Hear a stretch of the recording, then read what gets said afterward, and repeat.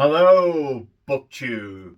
I hope everyone's fine and dandy-o. So, it's July. It's July already. This year is going so quick for me right now.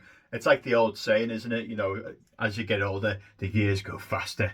And boy, they're going fast right now. So this is going to be another reading wrap-up for the month. I don't want to waffle on for too long. I like to try and keep these videos to 10-15 minutes, so that's my aim.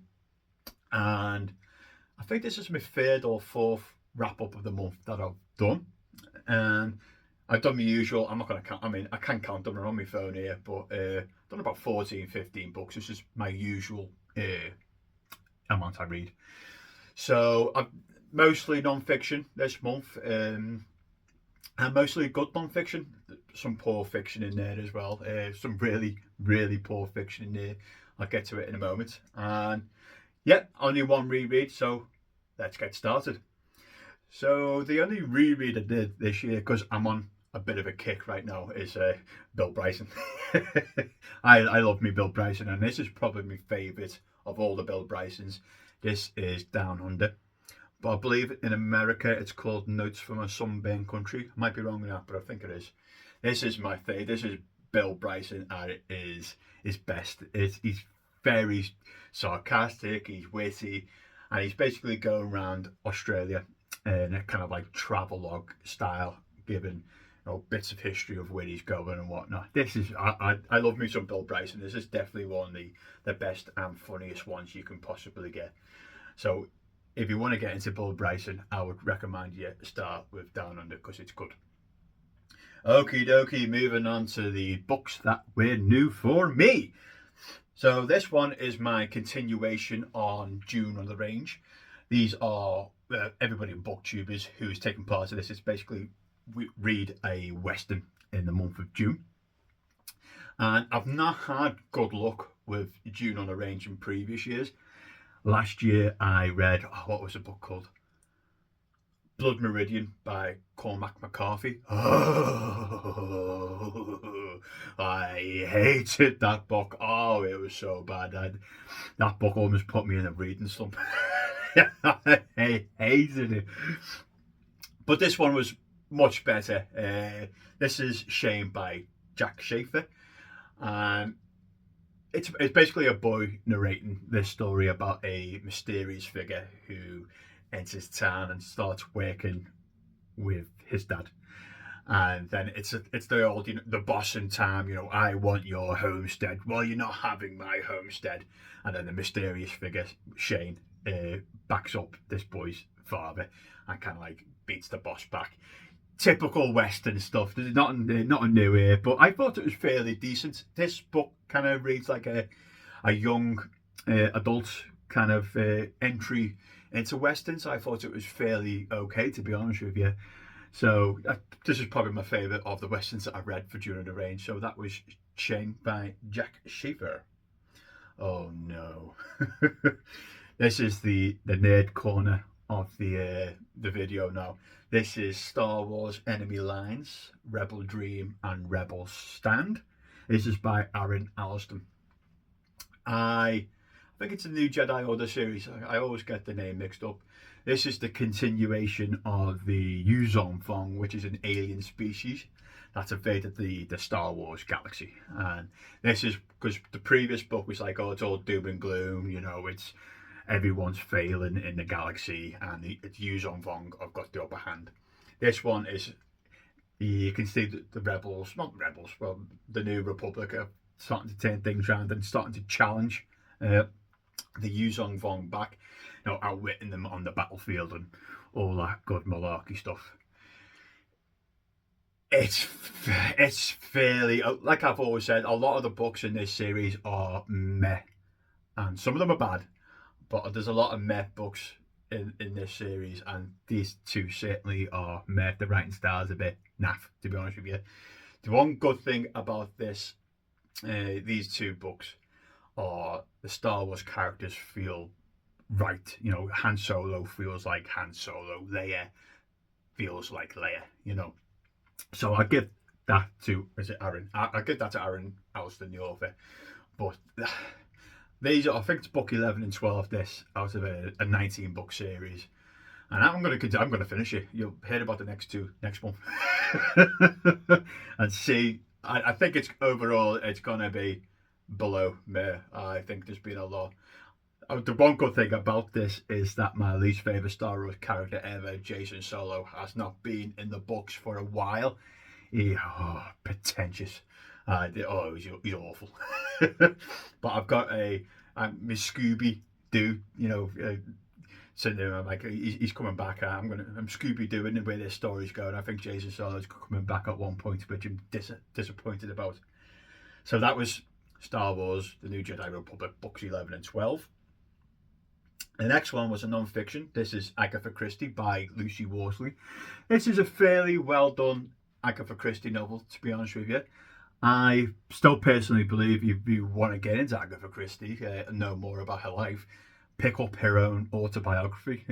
I don't think a biographer's done a better job than Agatha Christie actually writing about her own life. I like the part where the author really goes in deep about when she disappears in the 1920s when she finds out her husband has been committed adultery, and she goes in a bit of a hiatus, and they made the newspapers, where is Agatha Christie, noted, murder mystery author.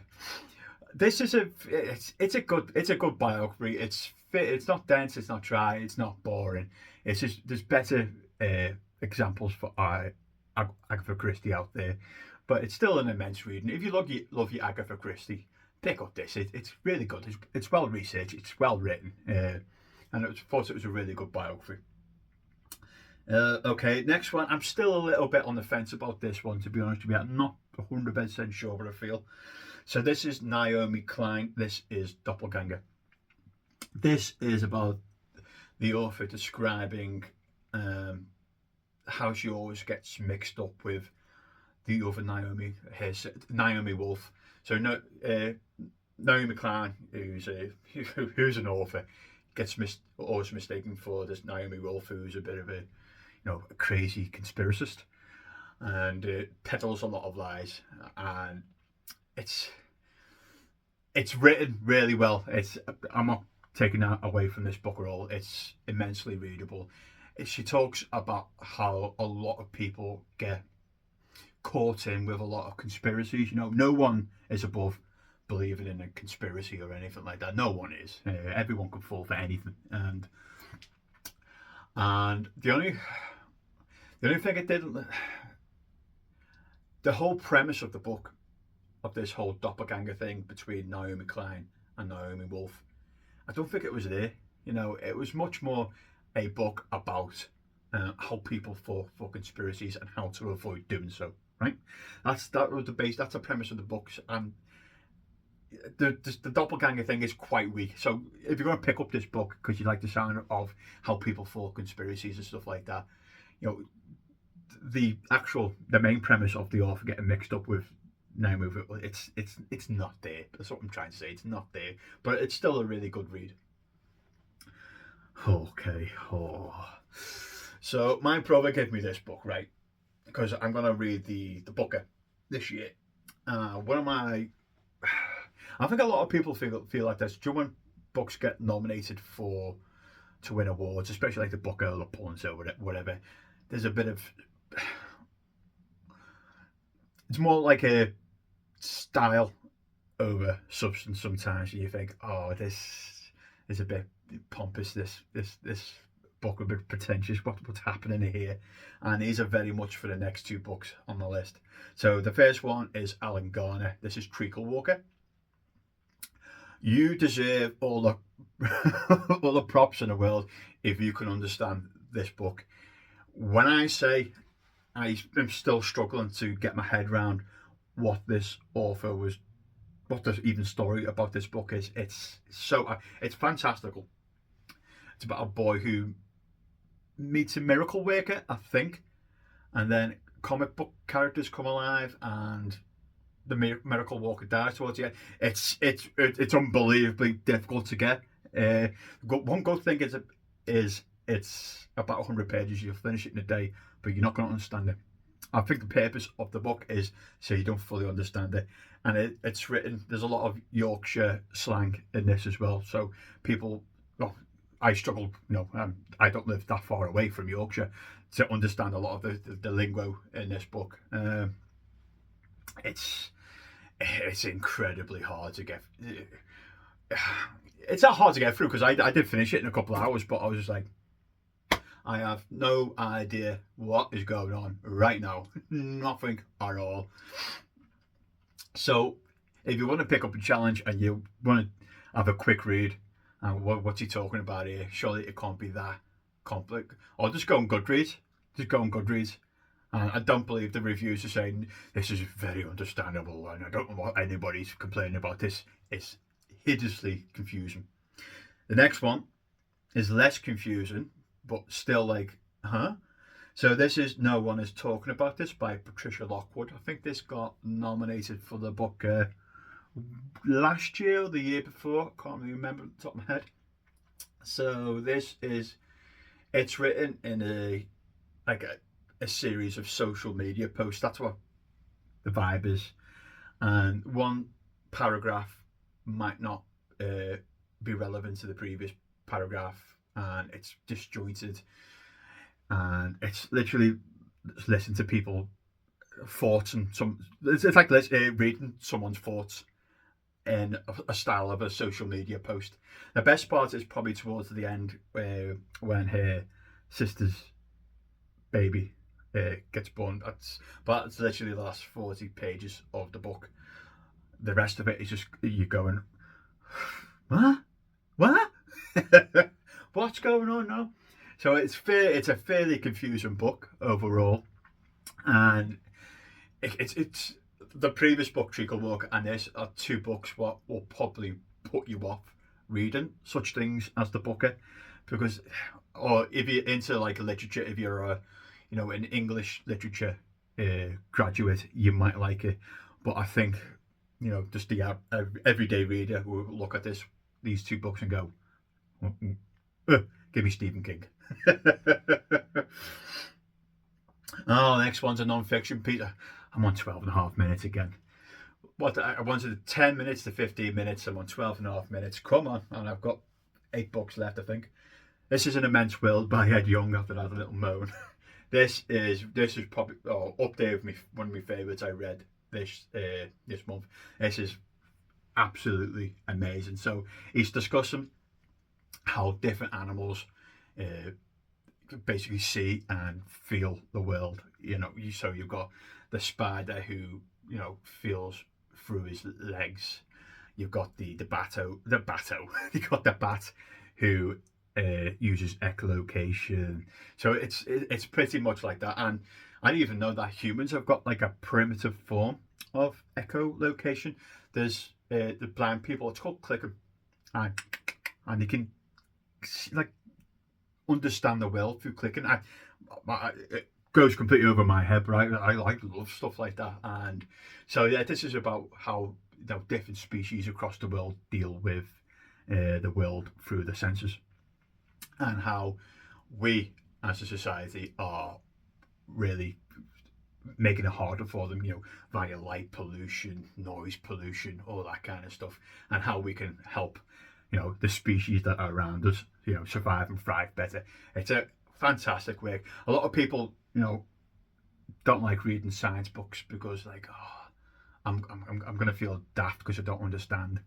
And I've got science books up there. I'm like, I haven't got Scooby-Doo what this is going on about, but it's still an immensely enjoyable read. You go pick up if you're interested in biology or zoology. Pick up this. This is a really good book about animals. Okie dokie. The next one is a autobiography by Oliver Stone. This is Chasing the Light. So Oliver Stone he's a famous movie what they call screenwriter, and he's a director. He's done Platoon, hasn't he? He's done Midnight Express, Scarface. He's done quite a lot, And this book, he's brutally honest with himself. He is. This is an enjoyable book. But it's very much I don't want to say it's a lot of negative, but it is a moody kind of book. He talks about, getting uh, over like PTSD from when he was in Vietnam, and his failing marriage, his drug use. It's that flavour of a book, and I think it covers the years a little bit when he was a kid, but it's more uh, from the '60s Vietnam War up to Platoon, and it covers that period. And it is an immensely enjoyable autobiography, but it's one I think you've got to be in the mood to read, because it is quite moody and dour at points. And that's Oliver Stone, Chasing the Light. The next one is probably my favorite biography that I've read so far this year. This is Hitler by Ian Kershaw. Now, Ian Kershaw wrote two more academic books about Hitler, and what he did is he combined them and took a lot out of it to make it more accessible for the likes of me and you. And this is fantastic. If you want to read about one of history's most evil people, go and pick up this biography. I make a lot of shorts on YouTube, and those shorts I also post onto TikTok, and I was flagged and banned because I think they never told me why, but I think it was because I used Hitler in the title by Ian Kershaw review, and I was flagged, and they put me in a sit down area here. You can sit in a corner for a day. You shouldn't have posted that. And I did a sarcastic reply back. I'm like, is it really? You barred me for having Hitler in the title. Do you want me to modify the name, put an S in front, call him Shitler or something like that? But I got no response. What a stupid bloody rule that is. There's ways and means to find stuff out if somebody's posting, evil stuff on social media. But if someone's doing a notable biography by a notable author, I don't know. I think there's ways and means, but rant over. Hitler by Ian Kershaw. It could be a little bit too long for some people. It's about 900 pages, but it's immensely researched. It is immensely readable. It is fantastic. This is, if you want to learn about Hitler, you've got to have a book of this size. It does, like, the first half of the book focuses on when he was a kid, his time on Austria, tried to get into art school, and then the second part of the book is Second World War.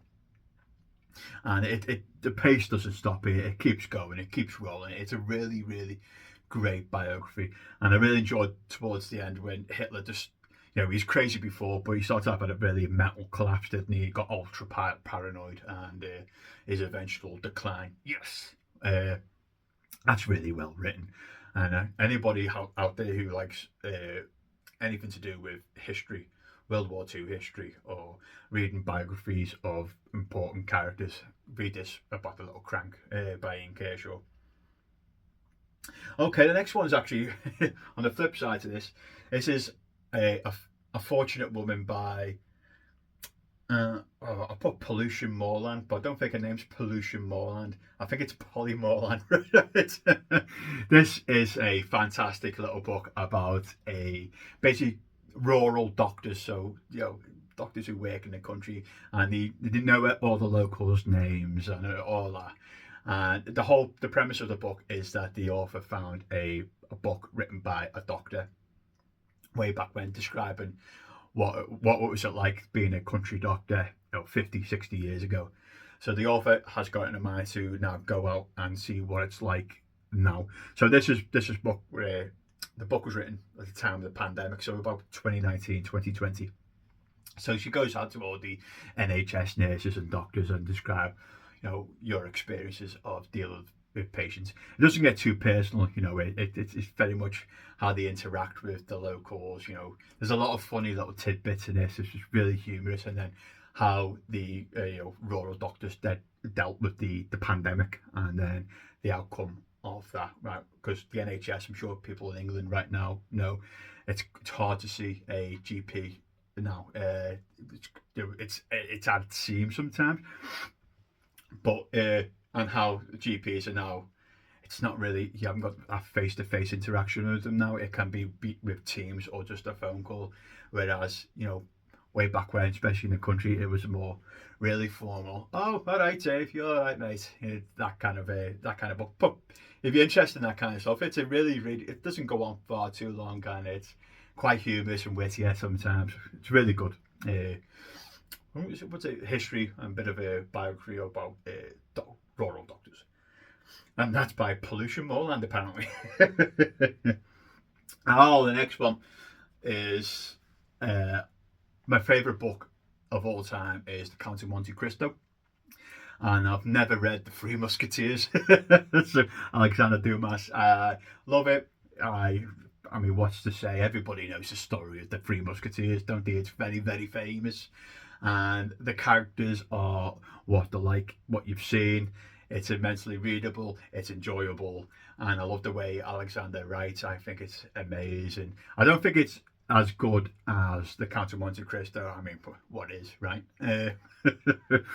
But yeah, The Three Musketeers is still good, and I'm going to read The Four Musketeers and The Man in the Iron Mask as well soon, because I love this little series. It's a book right up my street.